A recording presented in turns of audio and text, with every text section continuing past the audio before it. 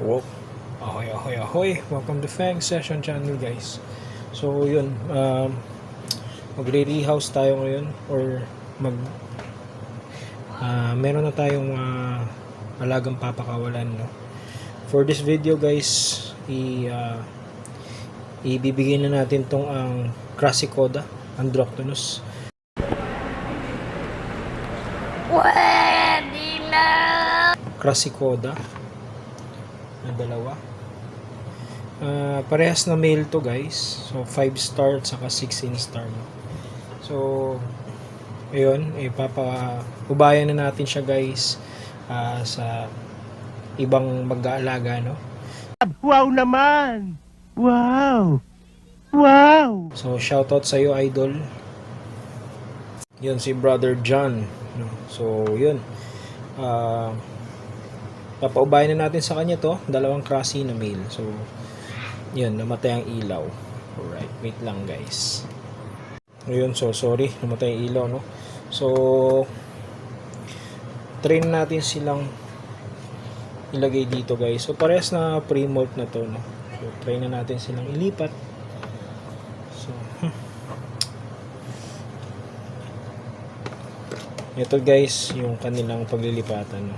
So ayan, para steady lang, no? Steady lang sila sa kanilang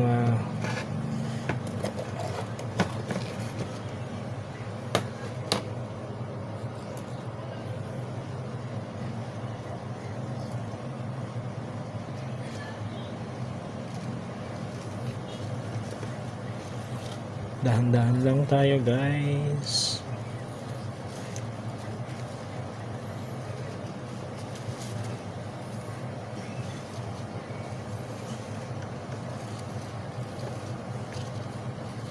Teka. Sorry, no, medyo delikado pala to. Parang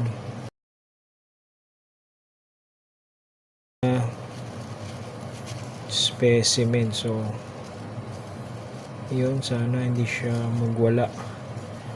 Pero ano naman na to, guys. Ayan.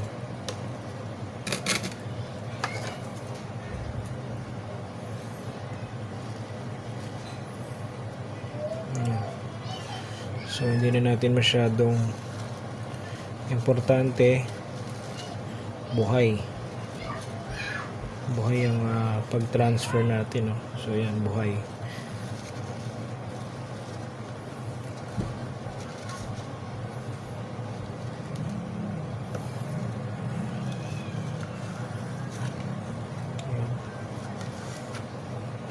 Yan, guys.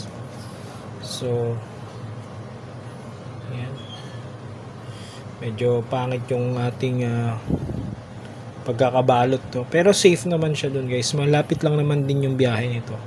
So importante, hindi siya nakikita sa loob, saka safe siya sa loob. Alright, next. So guys, ito na yung second na specimen. So yun siya, guys, buhay siya. Buhay nating ita-transfer. So selyadohin na natin, no? So gumagalaw, no? Kita nyo naman, guys, gumagalaw naman siya. So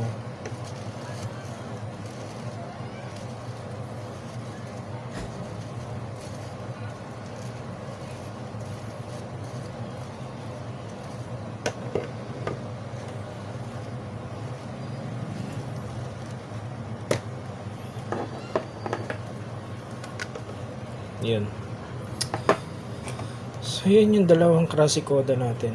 So sana yun, kung ano man ang project ni brother na sasabi nitong mga Crassicoda natin ay maging successful, no? So yun lang. Maraming salamat, guys. So yun lang, pag nagrepack lang tayo, guys, no? So di-deliver na natin to sa mag-aalaga na bago. Alright, so again, this is Fang Session Channel. Peace out, bye bye.